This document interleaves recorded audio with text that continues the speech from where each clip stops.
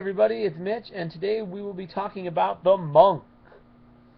It's one of my more favorite classes. I had a buddy of mine that played as a monk, and holy crap, it was quite impressive. But anyways, I'll talk about that more in a second. What is the monk?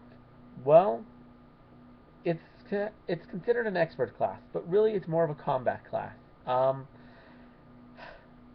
it's hard to explain exactly. They do get a lot of skills, a fair number of them. They're really good with your agile stuff like tumble and stuff like that. They're really good at that. I know my friend, he used the tumble skill all the time in combat. Um, Also really good with jump and things of that nature. More your acrobatics type stuff. They're really good at that kind of thing. Um, in terms of combat, early on they're not the best. No armor, they never get that, but they later get AC bonuses. Their attacks really aren't that great because they're using unarmed. Um, and yeah, they really kind of suck early on. But as they start getting farther in level, they get really good. Like I say, they get armor bonuses, which actually can put their armor really close to what that of a fighter would get. Um, at least one without a shield. With a shield, they'd be a little higher, but still, really powerful. They get one more attack than the fighter would. Um, they get all sorts of stuff. Sorry, there's just so much to talk about the monk. It's hard to say what's. Yeah, it's hard to know what to talk about exactly. But they do. They get 5 attacks with their flurry of blows. Technically, it's only 3, but with their flurry of blows, they get 2 extra ones. So that puts them at 5, which is one more than what the fighter would get. Now, their attacks aren't as accurate as the fighters are, but they get more of them. And really, the first 3 are all at the same base attack bonus, at the highest one. So, the fighters, uh, so basically the fighter, yeah, they get one more attack. The first one's not as good as the fighter's, not as accurate. The second one's just as accurate. The third one's more accurate. And then they get their last one is actually going to be exactly as accurate as the fighter. So, you know, yeah, they're not too bad. Um, but anyways, they can't use a whole lot of weapons. Any weapons that they do use, you're going to want to put key focus on so that you can get your stunning fist, which most monks should have. You can take deflect arrows, but it's not as good of an option. Um, it only works against arrows, so it's just not as useful overall. I mean, yeah, if your enemy has arrows, it's amazing, but otherwise it's useless. You can't use it. It doesn't deflect swords or magic or anything. So, anyways, definitely that's the better option of the two on that. Um, they get several other things: slow fall, timeless body, abundant step, empty body. Which the crazy thing about empty body and abundant step, it make those two abilities make it almost impossible to pin down a monk. Once they get to high level, holy crap!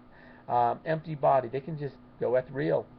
Which yeah, force wall will stop that, but it won't stop abundant step because they're going through the astral plane then, and force doesn't stop that. So yeah, granted, monks can only do that once per day, but how often are you going to run into 2 guys with casting force cage on you? It just doesn't seem that likely.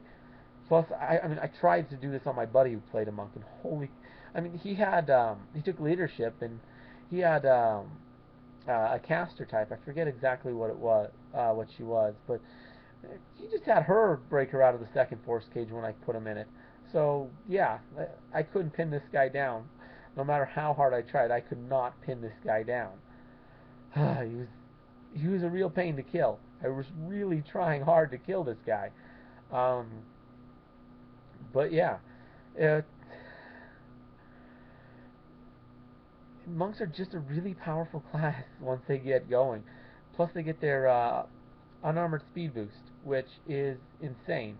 They get to be moving so fast that tactical movement just is a joke. I mean, they can move ridiculously fast. They can just get around the battlefield. in no time at all. So all these movements that you set up to try and stop things, they don't care. They just go right through that. Plus, push comes to shove, abundant step or empty bodies to try and get through obstacles. I mean, monks are just insane.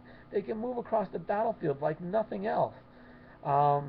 Plus, like I mentioned, they have quivering palm, which is really freaking awesome. What fortitude save, and they're done.